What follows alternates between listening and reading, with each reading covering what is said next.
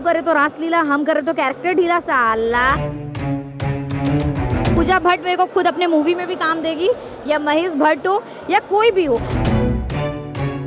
मुझे किसी के सहारे की जरूरत नहीं है, चाहे वो अभिषेक हो या एल्विस हो। उनको पूरे सीजन में ऐसा कुछ कहा नहीं गया उनकी गलती को लेके। जिया हो या कोई भी, मुझे कभी भी उन लोग से इतना वाइब नहीं मिला कि बहन वाला, दोस्ती वाला। स्वागत है मनीषा जी आपका टेली चक्कर पर। सारे घर वालों को ऐसा लग रहा था कि आपने अभिषेक और एल्विश का इस्तेमाल किया है खुद को एंड तक टिकाए रखने के लिए, क्या कहेंगे? किसने बोला?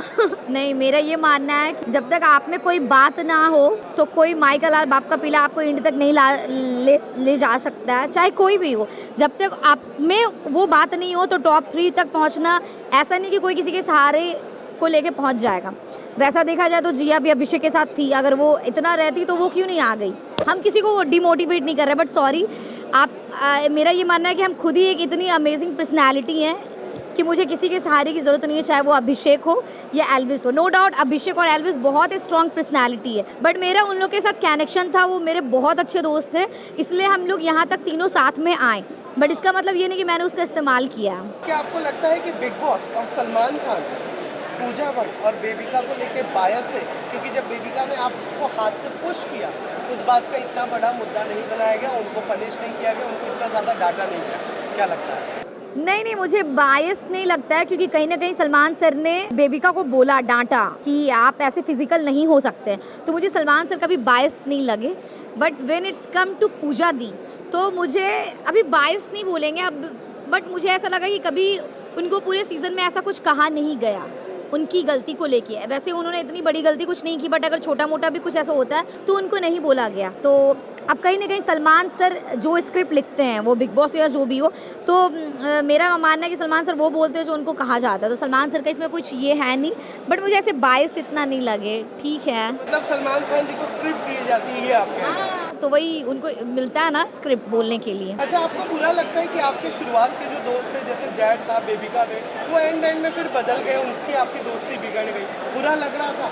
बेबिका मेरे पहले वीक में मेरी फ्रेंड थी, और उसके बाद जब लड़ाई हुई तो मुझे बुरा नहीं लगा, क्योंकि अगर मेरी वो सच्ची दोस्त रहती तो फिर कभी उससे दोस्ती टूटता ही नहीं। और जैड का बात रहा कि जैड बहुत अच्छा इंसान है, अभी भी मानते हैं, बट उसका लैंग्वेज प्रॉब्लम है, जिसकी वजह से उसको जिस ग्रुप में रहने लगा था वो कहीं ना कहीं सब उसको मेरे खिलाफ भड़का रहे थे। तो मुझे कभी बुरा नहीं लगा, क्योंकि मेरे को पता था कि जब वो कभी घर से बाहर निकल के मुझे जानेगा तो उसको समझ में आएगा यार ये बंदी सही थी, बट उसके ग्रुप के जो लोग थे उसको ऐसे मेरे बारे में कुछ बोल देते होंगे, तो ये तो मुझे ऐसा बुरा नहीं लगा। अच्छा, पूजा जी ने आपको कहा था कि आप हीरोइन, मतलब वो आपको हीरोइन नहीं मानती, आपके पीठ पीछे भी, मुंह पे भी वो बार बार कहती है। फिर जब कॉन्सर्ट वाले दिन घर पर लोग आकर आपसे पूछे थे कि क्या आप स्टार बन गई हैं, आज आप घर से बाहर आ गई हैं, क्या देना चाहेंगी जवाब?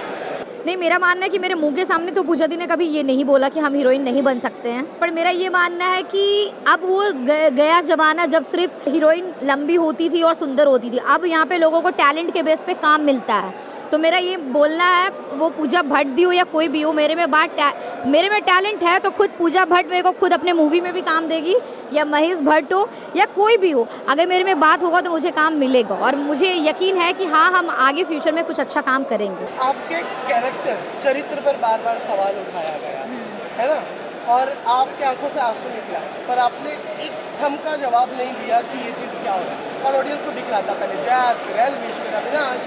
क्या आपको लगता है कि आप बेबी सिटर बनकर रहेंगे कि और सच में आपके चरित्र पर जो सवाल उठाया गया? कौन सा सीटर? बेबी सिटर, बच्चे पालने वाले। नहीं, गेम हम कभी भूले नहीं, ऐसा कुछ नहीं है।